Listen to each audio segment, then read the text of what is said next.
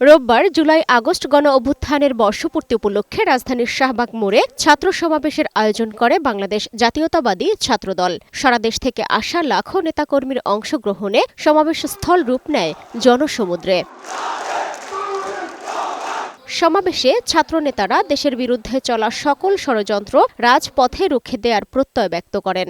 যারা দেশকে অস্থিতিশীল করতে চায় ছাত্রদল তাদের বিষ দাঁত উপড়ে ফেলতে পারে বলেও হুঁশিয়ারি দেন নেতারা। গুপ্ত রাজনীতির ন্যারেটিভ তৈরি করে প্রমাণ করতে চায় যে বাংলাদেশে একটি অস্থিতিশীল পরিবেশ রয়েছে।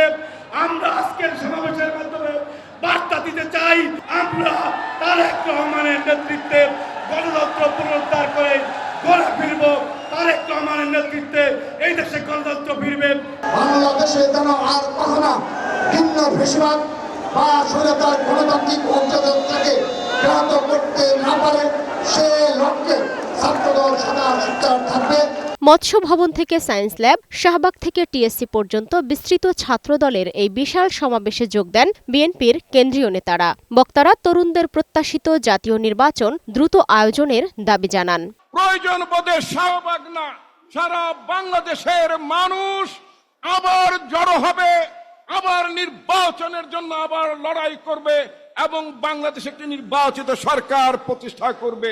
বিএনপি মহাসচিব মির্জা ফখরুল ইসলাম আলমগীর বলেন, গণতন্ত্রের উত্তরণে বাধা সৃষ্টির জন্য দেশি বিদেশি ষড়যন্ত্র চলছে। বলেন, শেখ হাসিনাকে কারো পরামর্শেই বাংলাদেশে রাজনীতি করতে দেয়া যাবে না। আমাদের পাশের দেশে ভারতবর্ষে ফ্যাসিস্ট হাসিনা আশ্রয় নিয়েছে তার লোকবল নিয়ে। সেখান থেকে সে মাঝে মাঝেই হুমকি দিচ্ছে যে তারা বাংলাদেশে আক্রমণ করবে। তা শুধু তাই নয়, এখানে তারা বিভিন্নভাবে গোলযোগ সৃষ্টি করার চেষ্টা করছে। আজকের এই সমাবেশ থেকে আমাদেরকে শপথ নিতে হবে যে আমরা কোনোদিনই আমরা ফ্যাসিস্ট হাসিনাকে আর এই দেশে রাজনীতি করার কোনো সুযোগ দিব না।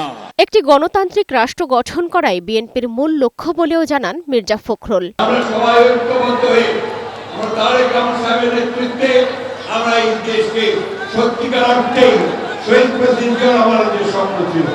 হাজারো শহীদদের রক্তের বিনিময়ে নতুন বাংলাদেশ বিনির্মাণের যে সুযোগ এসেছে তা ঐক্যবদ্ধভাবে কাজে লাগানোর আহ্বান জানান বিএনপি মহাসচিব।